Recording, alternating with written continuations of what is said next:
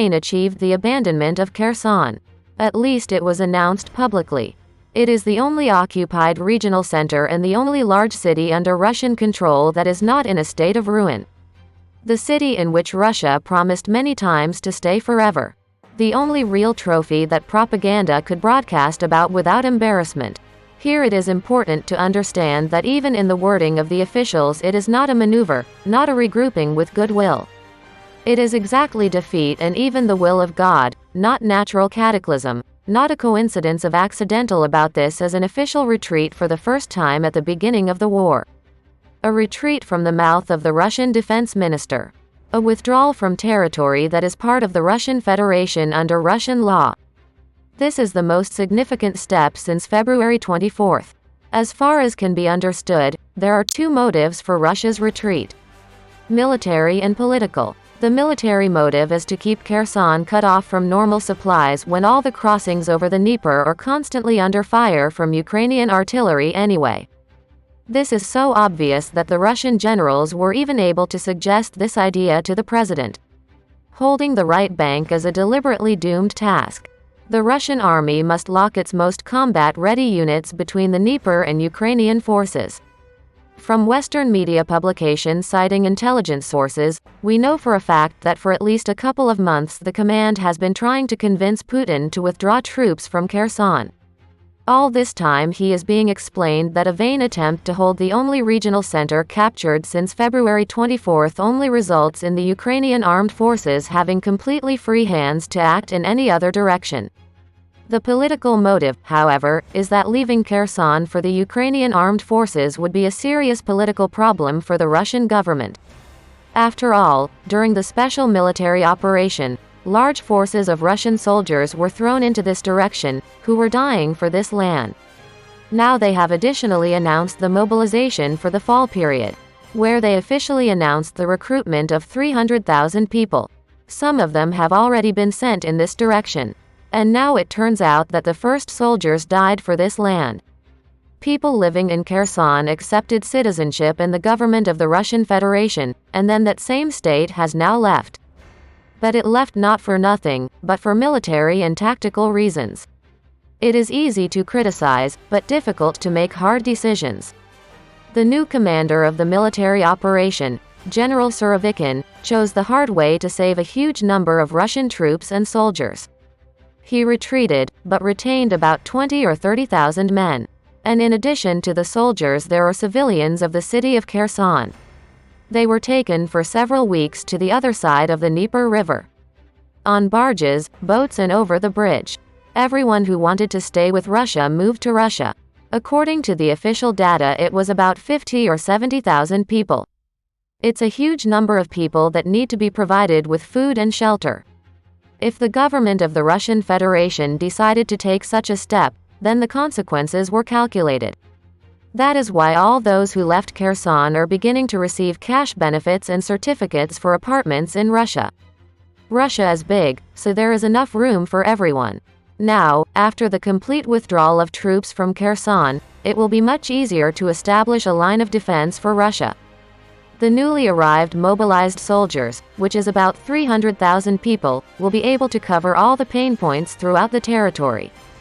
The Dnieper River will become a kind of frontier defense against the Ukrainian armed forces. From the point of view of Ukraine, this is more of a victory for them. After all, they have broken through to Kherson several dozen times already. Their fall offensives constantly failed, as Russian troops covered all of their offensives with their artillery. Yes, they occupied some lines and villages, but these were all very small settlements in the Kherson region that they didn't even pay attention to in Russia. After all, almost no one lives there anymore, and Kherson itself was most important. Ukraine could not move forward after several seizures of villages and was stuck for almost a month in the Ukrainian mud. Yes, winter is near, so they are in a hurry. After a failed offensive attempt, which was repelled by Russia, the Ukrainian armed forces decided to change the course of the battle. They began firing on civilian and military infrastructure, bridges, supply lines, railroads, and so on.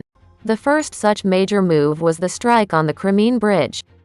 Supplies for the armed forces of the Russian Federation became a big problem in the part of the area through which the Crimea passed.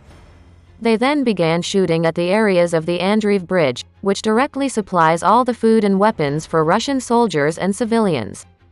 These actions became a serious problem for Russia, after which Russian generals argued about Kherson for a long time and forced Vladimir Putin to think. Still, in November they decided to retreat from Kherson for military reasons, taking the residents, monuments, and pro-Russian landmarks with them so that they would not be destroyed by Ukrainian citizens and soldiers. After all, we have recently seen about the new news from Odessa, where a monument to Catherine II, who had done a lot for both Russia and Ukraine in the past, was torn down. Why do such a thing is a good and big question for which there is no answer from adequate people. Let's look now at the international news and what is going on there. Germany has sent reconnaissance drones to Ukraine, GUR. According to the Directorate of Intelligence, this information was made public by the government of the Federal Republic of Germany. The package of additional military aid included 18 reconnaissance drones, as well as other equipment needed by Ukrainian defenders. The German parliament has advocated blocking €7.5 billion from the EU's rule of law program to Hungary until it carries out the necessary reforms to ensure the rule of law itself. The EU is now already withholding €5.8 billion for Hungary from the post-COVID recovery fund, demanding judicial reform in the country. We can see from this news that Germany continues to clash with Hungary because Hungary does not allow the EU to fully help Ukraine, which goes to Vladimir Putin's advantage. Because these large sums of money are very vital for the Ukrainian government to pay benefits, salaries and other things. Ukraine's economy is being destroyed every day by large sums of money. Businesses and enterprises are not working because of the military conflict, and as a consequence, the final product that forms the economy of any country is not being produced. Also, the grain conflict is very destabilizing to the world. Erdogan is trying to solve the grain conflict by keeping in constant contact with Vladimir Putin, which as we can see, he is succeeding. Also, the Russian military is constantly shelling Ukraine's infrastructure, which disrupts almost every process within the state. This manifests itself in the economy, civil life, and the mere existence of all the important processes of the country. The Ukrainian government is very concerned about this and is constantly telling its foreign friends to help with money, arms, and air defense systems to shut down Ukrainian cities from Russian ballistic missiles and unmanned guided drones. The Biden administration refused to provide Ukraine with the new Grey Eagle drones, the Wall Street Journal reported. Ukraine asked the U.S. for Grey Eagle MQ-1C drones months ago. From these recent statements from the U.S. and Germany, one can draw the obvious conclusion that the civilized world is on a balance of power. Some want to support, some are afraid of increased conflict, but continue to help a little bit. Well, that's the end of the news for now. We will continue to follow the conflict.